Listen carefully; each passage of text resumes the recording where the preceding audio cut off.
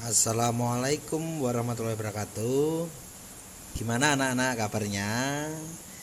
Ya, hari ini Pak Edo akan menjelaskan halaman 66 buku tema 6. Dibuka nanti yang ayo mengamati, kita lihat di situ ada gambar dokter hewan sedang memeriksa hewan ya. Untuk menjadi seorang dokter hewan tentu kamu harus mengetahui segala hal tentang hewan termasuk dari hidupnya. Mengapa? Ya, kita masuk ke halaman 67. Yang tahukah kamu itu kita akan mempelajari daur hidup hewan. Apa sih yang dimaksud daur hidup hewan? Daur hidup hewan adalah tahapan pertumbuhan hewan dari kecil sampai dewasa.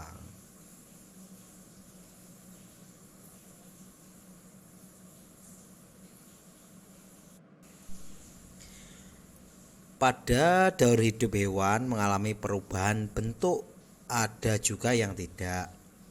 Hewan yang mengalami perubahan bentuk tubuh dalam daur hidupnya dikatakan mengalami proses metamorfosis. Proses metamorfosis yang terjadi pada hewan terbagi menjadi dua anak-anak, yaitu metamorfosis sempurna dan metamorfosis tidak sempurna. Perlu digarisbawahi yaitu proses metamorfosis pada hewan itu terbagi menjadi dua, yaitu metamorfosis sempurna dan metamorfosis tidak sempurna. Hewan yang mengalami metamorfosis sempurna mempunyai bentuk tubuh yang berbeda pada setiap tahapan hidupnya. Pada saat telur menetas, bentuk tubuh hewan tidak sama dengan bentuk induknya.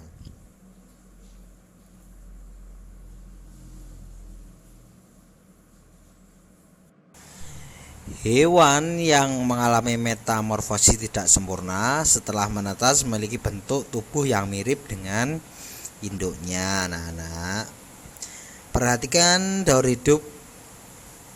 hidup katak ya. Katak berkembang biak dengan cara bertelur di dalam air. Telur-telur itu menetas setelah kurang dari 10 hari. Telur menetas menjadi berudu yang hidup di air. Oleh karenanya berudu memiliki insang alat pernafasan untuk bernafas dalam air seperti pada ikan. 3 minggu kemudian insang pada katak akan tutup oleh kulitnya. Kemudian tumbuhlah kaki belalang atau kaki belakang ya pada usia kaki belakang. Pada usia 8 minggu berudu berkaki berubah menjadi katak yang berekor. Ekor kemudian memendek dan ia bernafas dengan paru-paru. Setelah itu anggota tubuhnya sempurna. Katak akan menjadi katak dewasa. Di halaman 67 ada gambarnya. Kemudian daur hidup kecoa. Kecoa merupakan salah satu serangga yang juga berkembang biak dengan cara bertelur. Setelah beberapa lama telur kecoa akan berubah menjadi kecoa muda yang disebut nimfa. Bentuk nimfa mirip dengan kecoa dewasa, hanya warna kulitnya yang berbeda. Nimfa beberapa kali mengalami pergantian kulit sampai ia menjadi kecoa dewasa. Selanjutnya daur hidup capung.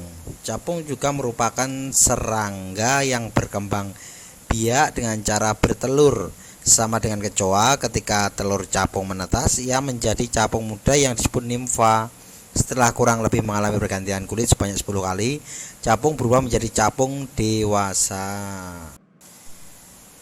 Kemudian halaman 69,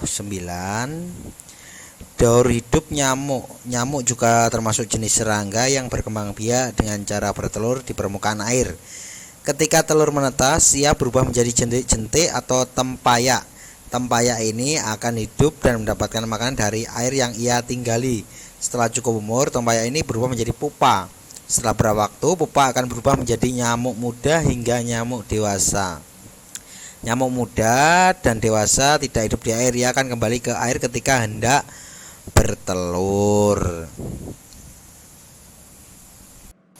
Anak-anak, nanti tugasnya itu halaman 70.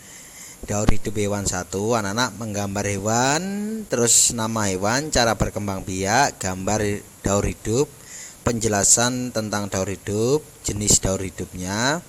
Kemudian di halaman 71 juga menggambar lagi daur hidup Hewan yang kedua ya anak-anak, tugasnya itu nanti setelah selesai dipoto untuk halaman 70 dan 71 nanti dikirim